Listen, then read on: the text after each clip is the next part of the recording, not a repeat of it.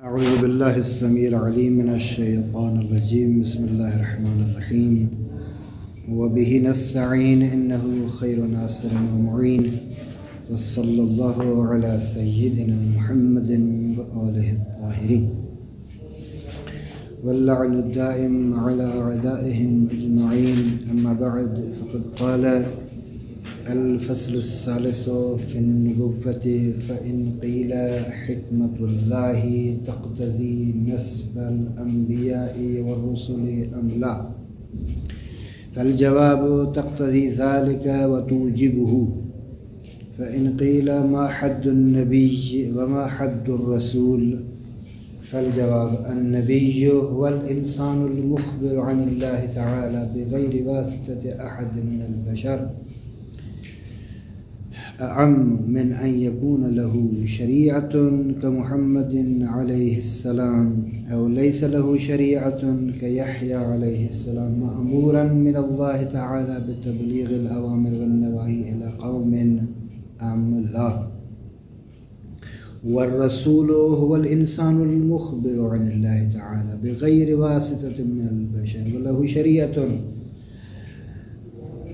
إما مبتدأة كآدم عليه السلام أو تكملة لما قبلها كمحمد صلى الله عليه وآله وسلم، مأمور من الله تعالى بتبليغ الأوامر والنواهي إلى قوم. فإن قيل ما الدليل على أن نسب الأنبياء والرسل واجب في الحكمة، فالجواب: الدليل على ذلك أنه لطف، واللطف واجب في الحكمة الإلهية، فنسب الأنبياء والرسل واجب في الحكمة. فإن قيل ما حد اللطف، فالجواب: اللطف هو ما يقرب المكلف معه من الطاعة ويبعد عن المعصية، يبعد عن المعصية. فالجواب: اللطف هو ما يقرب المكلف معه من الطاعة ويبعد عن المعصية ولا حظ له في التمكين ولم يبلغ الإلجاء. آئین ہماری گزشتہ گفتگو فصل 2 میں تھی کہ جو عدل الہی کے نام سے ہم نے عرض کیا کہ اس میں تقریباً چند سوالات تھے. اس مسئلے کو حل کرنے کے لیے ہم نے عرض کیا تھا کہ ایک قاعدے کی ضرورت ہے، قاعدے کلامی کی، جس کے ذیل میں بہت سارے مسائل حل ہو جائیں گے. اللہ تبارک و تعالیٰ سے دعا ہے کہ ہمیں توفیق عطا فرمائے کہ ہم ان قواعد کلامی کو صحیح سے مدرک کے ساتھ، دلیل کے ساتھ اور پڑھیں، تاکہ یہ مسائل درک کرنا، سمجھنا ہمارے لیے آسان ہو جائے. وہ قاعدے حسن قبح عقلی تھا، یعنی عقل قطع نظر اس کے حکم شرع کیا ہے، شریعت کا حکم کیا ہے، خود بعض چیزوں کے حسن ہونے کو درک کرتی ہے اور بعض چیزوں کے کبھی ہونے کو درک کرتی ہے. وہاں اگر حکم شرع ہے تو وہ اس حکم شرع کو کہا جائے گا حکم ارشادی، یعنی یہ حکم ارشاد الی حکم العقل ہے. عقل مستقل حکم لگا رہی ہے. اچھا، اس طرح اس بحث میں بھی وہ قاعدے کی ضرورت ہے، اسی قاعدے کی، قاعدے حسن و قبح عقلی کی یہاں بھی ضرورت ہے، اور یہاں ایک دوسرے قاعدے کی ضرورت ہے جو معمولاً متکلمین اس قاعدے سے استفادہ کرتے ہیں. اس قاعدے کا نام ہے قاعدہ لطف. ٹھیک ہے، ایک قاعدہ حسن و قبح ہے، یعنی اشیاء کا ذاتاً قطع نظر از حکم شرع حسن ہونا یا قبیح ہونا یہ عقل درک کرے. یہ دوسرا قاعدہ ہے قاعدہ لطف. اگرچہ اس قاعدے کے بارے میں بہت زیادہ انقلت ہیں، اعتراضات ہیں، اشکالات ہیں، البتہ جوابات بھی دیے گئے ہیں. بہرحال اس قاعدے کو بھی ہم اگر صحیح سے پڑھیں اور اس سے ہمیں واقفیت ہو اور اس قاعدے کی جو دلیل ہے، یعنی اس قاعدے کی بنیاد کیا ہے، تو بہت سارے مسائل علم کلام جن میں سے ایک مسئلہ بعثت انبیاء کا ہے وہ بھی حل ہو جائے گا. تو انشاءاللہ اس قاعدے کو ذہن میں رکھیے گا. حسن خلق کو اس قاعدے کے 2 قاعدے ہم انشاءاللہ کچھ ہفتوں کے بعد اس کو شروع کریں گے توفیق پروردگار سے. خب یہاں جو پہلا سوال کیا گیا ہے وہ یہ ہے کہ انبیاء کو نسب کرنے اور رسولوں کو نسب کرنے کا تقاضا حکمت پروردگار کر رہی ہے یا نہیں کر رہی. یعنی دوسرے لفظ میں اللہ حکیم ہے، جس طرح ہم نے کہا اللہ عادل ہے اسی طرح اللہ حکیم بھی ہے. آیا یہ حکمت الہیہ میں انبیاء کو بھیجنا ہے یا نہیں ہے، رسولوں کو بھیجنا ہے یا نہیں ہے؟ ہاں بس کہتے ہیں حکمت پروردگار اس بات کا تقاضا کرتی ہے کہ انسان کی ہدایت کے لیے اللہ انبیاء اور رسولوں کو بھیج دے. یہ ایک مسئلہ.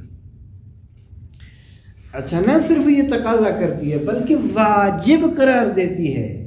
حکمت الہیہ واجب قرار دیتی ہے کہ خدا جس نے انسان کو بغیر ہدف اور مقصد کے نہیں خلق کیا بلکہ کسی مقصد اور ہدف کے تحت خلق کیا ہے، اس ہدف کی تکمیل کے لیے ضروری ہے کہ انبیاء اور رسولوں کو بھیجے تاکہ وہ افراد آ کر انسان کو اس ہدف کی جانب میں رہنمائی کریں جس کے لیے انسان کو خلق کیا گیا ہے.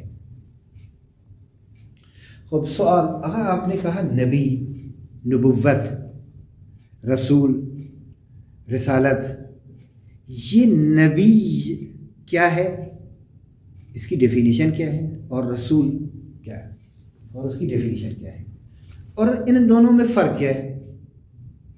صحیح ہے. اچھا، ایک تو لفظ کے لغوی معنی ہے، لفظ نبی یا نبی. اگر آپ اس کو نبأ سے لیں گے، نبوت کہیں گے تو یعنی خبر دینے والا شخص، خبر دینے والا انسان. اچھا، اور اگر اس کو آپ نبوت سے لیں گے، نبو سے، نبأ سے نہیں، نبو سے، نبوت، تو یعنی اس کا مطلب ہے رفعت، اونچا مقام. تو اس صورت میں نبی وہ اونچا انسان ہوتا ہے، وہ مقام و مرتبہ کے لحاظ سے وہ اونچا انسان ہے جو اللہ کی جانب سے ایک پیغام لے کر آتا ہے. یا مثلا اچھا، یہ ہے لفظ کے اعتبار سے. لفظ رسول کا معنی کیا ہے؟ رسول یعنی مرسل، وہ شخص جس کو بھیجا گیا ہو. یہ بھیجا جانا عام ہے، ہم ہر بھیجے جانے والے کو رسول نہیں کہتے، اگر جو لغت میں استعمال ہوتا ہے، لیکن اصطلاح میں رسول ہر بھیجے جانے والے کو نہیں کہیں گے. رسول یعنی مرسل. مرسل کیا ہے؟ باب افعال سے، اس میں مفعول کا صیغہ ہے. ارسل یرسل، ارسال، مرسل بھیجنے والا، مرسل جس کو بھیجا جائے. تو بھیجا جانے والا شخص یا چیز بہت زیادہ ہو سکتی ہے نا، لغت میں عام ہے، لیکن اصطلاح میں رسول اس انسان کو کہتے ہیں جو اللہ کی جانب سے خبر دے کسی بھی شخص کے، کسی بھی انسان کے واسطے کے بغیر، اور وہ صاحب شریعت ہو، اور صاحب شریعت بھی ہو. یہ ہو جائے گی رسول کی تعریف.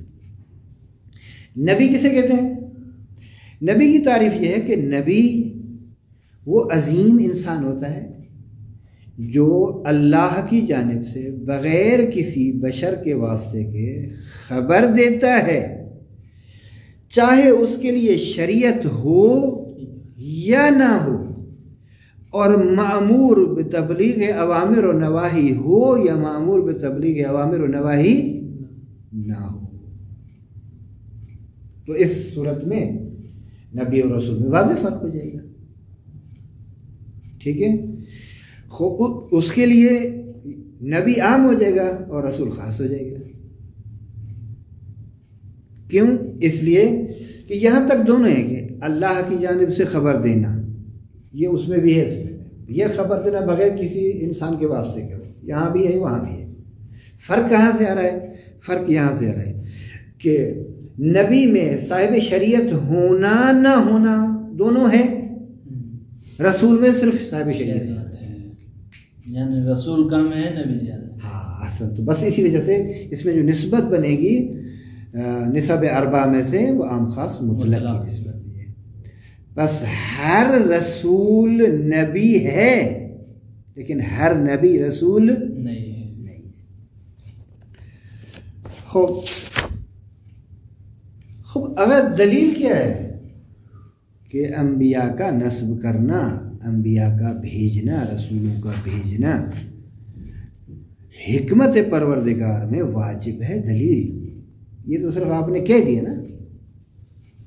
کہتے ہیں دلیل اس مطلب پر یہ ہے کہ انبیاء کا بھیجنا، انبیاء کا نسب کرنا اور رسولوں کا بھیجنا یہ ایک اللہ کا لطف ہے بندگان کے حق میں، اور حکمت پروردگار میں لطف واجب ہے.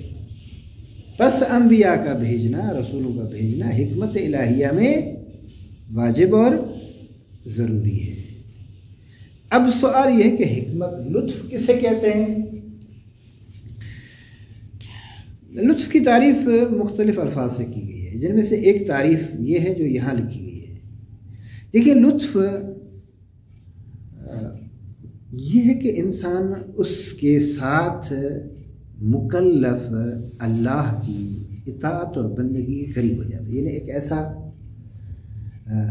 عمل، ایک ایسی چیز، ایک ایسا فعل، ایک ایسی حالت جس حالت کے ذریعے سے ایک ایسا ملکہ تو نہیں کہہ سکتے پر کہ وسیلہ ایسا ذریعہ جس سے اللہ کی بندگی کے قریب ہو جائے. یقرب معہ العبد الی الطاعہ، اللہ کی اطاعت کے قریب ہو جائے اور اللہ کی نافرمانی سے دور ہو جائے. یعنی اس کا نفس اتنا قوی ہو جاتا ہے اس لطف کے سائے میں کہ وہ صرف اللہ کی اطاعت کرتا ہے اور نافرمانی خدا سے دور رہتا ہے. اور یہ دوسرے لفظوں میں یہ کنڈیشن، یہ جو حالت ہے نا، اس کو عصمت کہتے ہیں. وہ جو نا وہ ہے لطف، یہ چیز ہے، یہ نا لطف عصمت ایسا سمجھے. مراد انشاءاللہ بحث کریں گے کہ عصمت بھی ایک لطف ہے جو ہر کسی کو یہ لطف نہیں ملتا. اللہ کی جانب سے ہر کسی کے شامل حال نہیں ہوتا، بعض افراد کو شامل حال ہوتا ہے. ممکن ہے جس کے شامل حال ہو وہ بعنوان نبی ہو یا بعنوان رسول ہو یا بعنوان امام معصوم ہو، یا ممکن ہے اصلاً امام بھی نہ ہو، نبی بھی نہ ہو، رسول بھی نہ ہو، حجت خدا ہو. یعنی عصمت اور نبوت میں لازم ملزوم نہیں ہے اس طرح. یہ ضروری ہے کہ جو بھی نبی ہے وہ معصوم ہونا ضروری ہے، یہ ضروری ہے، لیکن اس طرف سے کہ جو بھی معصوم نبی ہے یہ نہیں، یہ ضروری ہے. ان دونوں میں بھی ٹھیک ہے، یہاں بھی یہی نسبت ہے. خب اب ان میں سوال اصل یہ ہے کہ اگر اصل انبیاء کا بھیجنا اچھی چیز ہے یا نہیں. یہ البتہ کتاب سے ہٹ کر عرض کروں، انبیاء کا بھیجنا حسن ام لا، حسن ہے یا حسن نہیں ہے، اچھی بات ہے یا اچھی نہیں.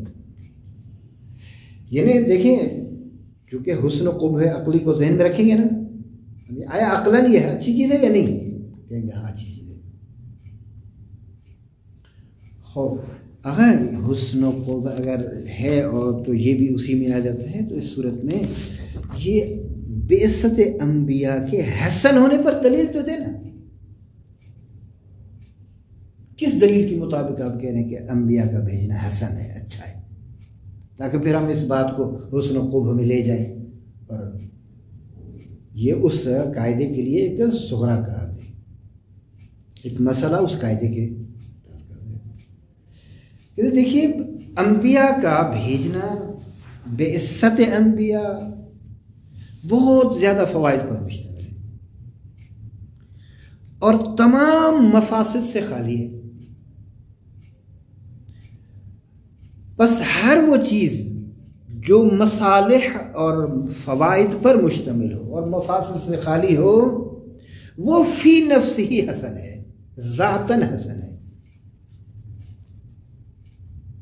ذہن میں رکھیے گا, چونکہ انبیاء کا بھیجنا بہت سارے فوائد پر مشتمل ہے اور ہر طرح کے مفسدے سے دور ہے اور خالی ہے, اور ہر وہ شے جو بہت سارا زیادہ فوائد پر مشتمل ہو, مفاسد سے خالی ہو, یقیناً وہ چیز ذاتی طور پر فی نفس ہی حسن ہے. بس نتیجہ کیا ہوا کہ نبوت اور انبیاء کا بھیجنا فی نفس ہی حسن ہے. خوب سوال آپ نے تو کہہ دیا کہ بہت سارے فوائد پر مشتمل ہے, کچھ فوائد تو بیان کریں بعثت انبیاء کے تاکہ ہمیں پتہ چلے کہ یہ فائدہ ہے.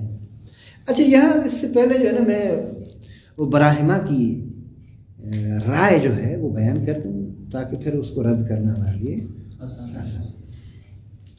حکمہ ہند جو براہما ہے, براہمن سمجھے نا, سمجھتے نا جی براہمن کو براہما کہتے ہیں. ان کا کہنا ہے کہ انبیاء کا بھیجنا اصلاً اچھی بات نہیں ہے. ان کا کہنا کیا ہے؟ انبیاء کا بھیجنا اصلاً اچھی بات نہیں ہے. کیوں؟ دلیل ان کی یہ ہے کہ اس لیے کہ انبیاء جو کچھ لاتے ہیں اللہ کی جانب سے وہ یا عقل کے مطابق ہیں وہ چیز یا عقل کے مطابق نہیں ہے. کہتے ہیں اگر مطابق حکم عقل ہے تو چونکہ عقل تو اس کو درک کر رہی ہے نا پہلے سے, اب یہ تو فضول ہو جائے گی, بات لغو ہو جائے گی. اور اگر مخالف عقل لاتے ہیں پھر تو اصلاً ان کی بات ماننی نہیں چاہیے. اور پھر اللہ ایسے افراد کو بھیجے جو جن کی باتیں جو ہے خلاف عقل ہوں, وہ کہتے ہیں یہ تو قبول کرنے والی بات نہیں نا. بس انبیاء کا بھیجنا اصلاً اچھی بات, یہ ہے ان کا اصل مدعا اور یہ ہے ان کی دلیل.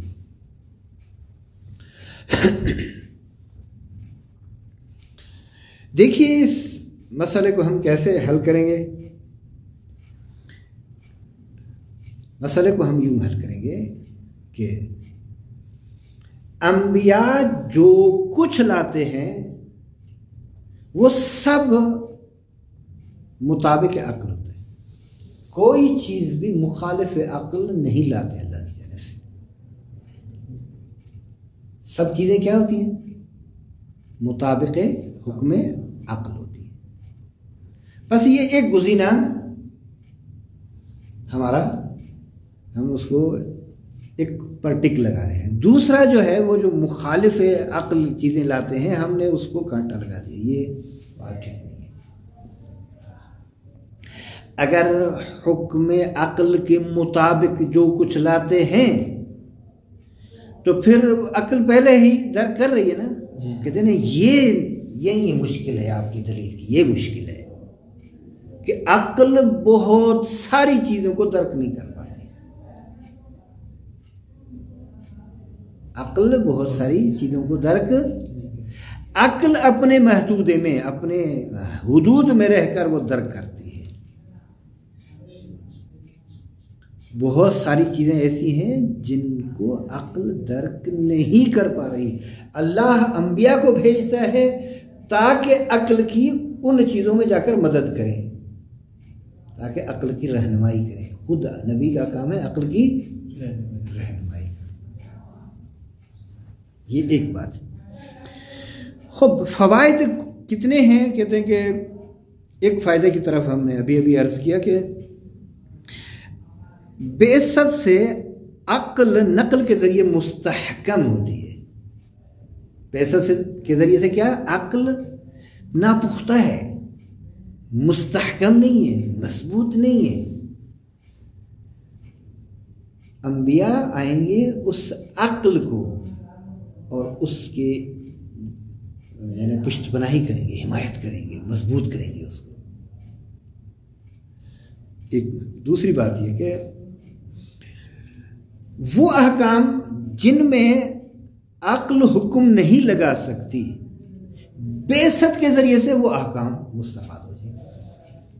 مثلا عقل کی جو سرحد ہے، جو حدود ہے، خود وہی کام کرے گی نا۔ جو ان حدود سے باہر ہو ان کا کیا ہوگا؟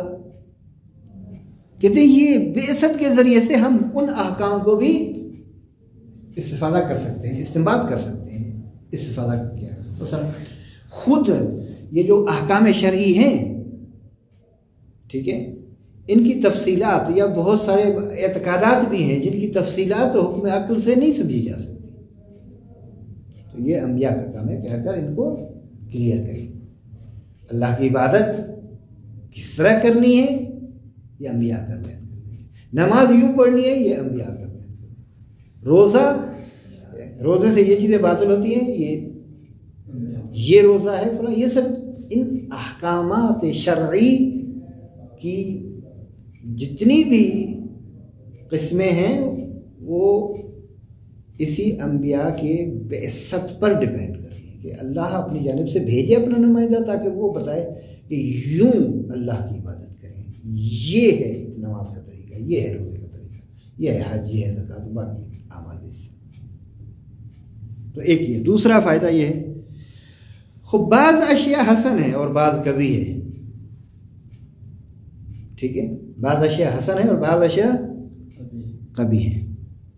اچھا، اشیاء جو حسن ہے ان میں سے بعض ایسے ہیں جن میں حکم عقل مستقل ہے اس کے حسن ہونے میں، بعض میں مستقل عقل حکم نہیں لگا رہی۔ ایک ضمیمے کی ضرورت ہے، ایک ہیلپر کی ضرورت ہے، یعنی مستقلات عقلیہ اور مستقلات غیر مستقلات عقلیہ۔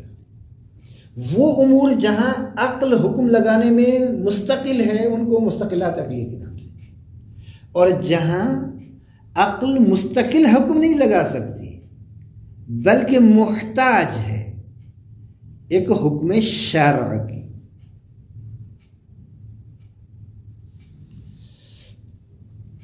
دو فائدے۔ تیسرا فائدہ یہ ہے، بس نتیجہ یہ ہے کہ امور حسن یا وہ چیزیں جو اچھی ہیں ان میں بھی دو طرح سے ہیں، حکم عقل مستقل ہے ان میں یا مستقل نہیں ہے۔ جن میں مستقل ہے وہ جدا ہیں، جن میں مستقل نہیں ہے بلکہ ضرورت ہے متمم کی، ضرورت ہے ہیلپر کی، ضرورت ہے حامی کی، تو انبیاء کر حمایت کریں گے اور ہیلپ کریں گے۔ وہ حکم شرعی ہوگا جو اگر یہاں کارساز ہوگا۔ تیسرا فائدہ یہ کہ ہمارے لیے بہت ساری چیزیں فائدہ مند ہیں، بہت ساری غذائیں فائدہ مند ہیں، بہت ساری دوائیں فائدہ مند ہیں، بہت ساری چیزیں ہمارے لیے نقصان دہ ہیں۔ مثلا زہر ہمارے لیے فائدہ مند ہے نقصان دہ؟ نقصان دہ۔ اچھا، کھانا پینا ہمارے لیے کیا ہے؟ یہی جو عام طور پر ہم کھانا پینا کھاتے ہیں فائدہ مند ہے۔ اور بہت ساری جڑی بوٹیاں ہیں کہ عقل ان سب کو درک نہیں کر سکتی.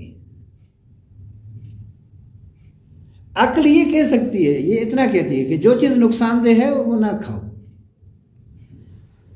اب یہ نقصان دہ ہے یا نہیں ہے کوئی پتہ نہیں. یہ جڑی بوٹی فائدہ مند ہے یا نقصان دہ ہے یہ نہیں سمجھا سکتی، یہ عقل کا کام نہیں ہے. یہ کھانا فائدہ مند ہے یا نہیں ہے یہ عقل کے دیکھے.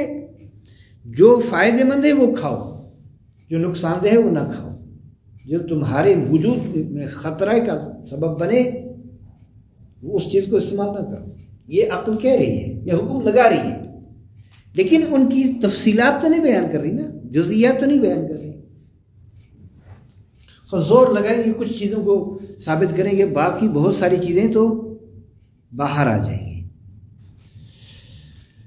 لہذا ان سب کو درک کرنے کے لیے ضرورت ہے کہ اللہ انبیاء کو بھیجے تاکہ بتائیں کہ یہ چیزیں فائدہ مند ہیں تمہارے لیے، یہ چیزیں نقصان دہ ہیں. کھانے پینے میں یہ چیزیں، اور فرض کریں کہ یہ جڑی بوٹیاں فائدے میں ہیں، یہ جڑی بوٹی نقصان میں ہیں، یہ چیزیں فائدے میں ہیں، یہ چیزیں نقصان میں ہیں، نقصان دہ آپ کے لیے. چوتھا فائدہ یہ کہ انسان دلیل عقل کے ذریعے سے یہ یعنی علم رکھتا ہے کہ وہ دوسرے کا مملوک ہے. استاد یہاں پر دو لازم نہیں آ رہے. ہم جب شریعت کی طرف جاتے ہیں تو شریعت بھی یہ کہتے ہیں نا جو آپ کے جسم کو مفید ہو وہ قرض وہ آپ کھا سکتا ہے فلان یہ جو مفید نہیں وہ یہاں نہیں. شریعت بھی ہر چیز کو مشخص کر کے نہیں بتاتے ہیں. مثلا جڑی بوٹی میں بتاتی ہے، ہر جڑی بوٹی کا نام لے کے تو شریعت میں ہمیں نہیں ملے. دیکھیں شریعت نے قانون دیا نا، یہ عقل والے نہیں ایسے نہیں، اس طرح فرق ہے. یعنی اس معیار کی ہو تو فائدہ مند ہے، اس معیار کی ہو تو نقصان دہ ہے. وہ معیار بتا دیے. نام ضروری نہیں ہے کہ فلاں فلاں چیز کا نام لے کر بتائے، یہ تو عقل بتاتے ہیں. نہیں عقل یہ کہتی کہ جو فائدہ مند ہو وہ کھاؤ، جو نقصان دہ وہ نہ کھاؤ. اب اس میں معیار کیا ہے، یہ فائدہ مند ہے یا نہیں ہے وہ شریعت بیان کرے گی. دقت کریں، عقل یہ حکم لگا رہی ہے کہ جو چیز آپ کے وجود کے لیے خطرناک ہو، مضر ہو، نقصان دہ ہو، اس کا استعمال نہ کریں. یہ حکم عقل ہے. ٹھیک. اور جو چیز تمہارے وجود کے لیے، تمہارے بدن کے لیے، تمہارے اس جسم کے لیے فائدہ مند ہو، مفید ہو، اس کو استعمال کرو. ٹھیک. اچھا، اب شریعت نے آ کر وہ بیان کرنا ہے کہ یہ چیز تمہارے لیے فائدہ مند ہے. اس کو کس طرح سے بیان کریں گے؟ بعض چیزوں کا نام لے کر اور بعض معیارات بیان کریں گے کہ یہ معیار ہے. مثلا فرض کریے کہ مثال ہے، کھانا ہے کسی اور کا ہے، میرا نہیں ہے. ٹھیک. اب یہ فائدہ مند ہے یا نقصان دہ ہے؟ میرا نہیں ہے، غصبی کھانا ہے. ہاں غصبی ہے، کسی اور کا ہے، زبردستی میں نے چھین لیا ہے. فائدہ مند ہے نقصان دہ ہے؟ اب یہ ایک تشخیص کون کرے گا؟ شریعت. ہاں واضح ہو گیا. بہت ساری چیزیں اور بھی ہیں اسی طرح. خوب اگر دیکھیں ہم مملوک ہیں، یعنی حکم عقل کیا ہے؟ حکم عقل یہ ہے کہ انسان مملوک ہے دوسرے کا، اور کسی اور کی ملک میں، کسی اور کی ملکیت میں یا ملکیت میں تصرف کر سکتے ہیں؟ نہیں کر سکتے. لہذا اگر بعثت انبیاء نہ ہو تو انسان کے تصرفات کا حسن ہونا معلوم نہیں ہوگا. یہ اچھا ہے یہ تصرف یا نہیں ہے. وہ تصرف کر رہا ہے نا فلاں چیز میں، فلاں چیز میں. یہ مملوک ہے نا. مالک کون ہے؟ وہ رب العزت. یہ ملکیت ہے اس کی. اب تو وہ خود مالک بیان کرے نا، وہ انبیاء کے بھیجنے کے ذریعے سے بیان کرے گا. یہ 4 دلیلیں ہیں مختصر، اور بھی دلیلیں ہیں کہ انشاءاللہ ہم کسی اور مناسبت سے، میرے خیال میں ایک اور بیان کر دوں، 5 ہو جائیں. وہ یہ ہے کہ دیکھیں انبیاء علیہ الصلوۃ والسلام آ کر بتاتے ہیں کہ یہ عمل کرو گے تو ثواب ملے گا، یہ عمل کرو گے تو اس پر عقاب آئے گا. خود عقل میں یہ طاقت نہیں ہے یہ کہ حکم لگا سکے کہ اس میں ثواب ہے اور اس میں عقاب ہے. مثلا اطاعت پر ثواب اور ترک اطاعت پر عقاب. بس بعثت انبیاء کے ذریعے سے انسان جو مکلف ہے اس کے لیے ایک لطف حاصل ہو جاتا ہے. اچھا، اخلاق کی لحاظ سے بھی ایک بات کر دیں کہ اخلاق کے مراتب متفاوت ہیں اور ہر شخص کو ضرورت پڑتی ہے کہ اخلاق اور سیاست کی تعلیم حاصل کرے. اس لہٰذا انسان ان امور میں محتاج ہے انبیاء کا کہ وہ آ کر انسان کو اچھے اخلاق کی تعلیم دے اور تدبیر اور سیاست سمجھائیں کہ یوں اپنے معاشرے کی تدبیر، اپنے خود بدن کو چلانا اور اپنے گھر کو چلانا، اپنی سوسائٹی کو چلانا، اپنے ملک کو چلانا، اپنے مسئلہ وغیرہ وغیرہ، یہ چیزیں انبیاء علیہ السلام آ کر بتاتے ہیں کہ الہی طریقے کے مطابق یہ ہے، باقی تو عام انسان بھی چلا رہے ہیں جو آپ دیکھ رہے ہیں. لہٰذا یہ سب چیزیں پیغمبر اکرم نے انما بعثت لاتمم مکارم الاخلاق، یہ مہم مسئلہ ہے اخلاق. تو انبیاء کو بھیجا گیا تاکہ وہ مکارم الاخلاق کو صحیح کریں، وہ اپنے کمال تک پہنچا دیں. یہ آ کر بتائیں گے انبیاء یہ مکارم الاخلاق ہے، یہ نہیں ہے، یہ اچھی عادت ہے، یہ اچھی عادت نہیں ہے، یہ اچھا عمل ہے، یہ اچھا عمل نہیں ہے. یہ مجموعاً فوائد ہیں کہ انشاءاللہ میرے خیال میں آج وقت بھی زیادہ ہو گیا اور اس کی تطبیق کو ہم چھوڑتے ہیں دوسرے پر. تو آج کی گفتگو ہماری اس بحث نبوت میں انہی الفاظ پہ ختم ہوتی ہے. انشاءاللہ ہم تطبیق عبارت اس کتاب سے اور اس سے آگے جو مسائل ہیں وہ آئندہ گفتگو میں کریں گے. وآخر دعوانا الحمدللہ رب العالمین.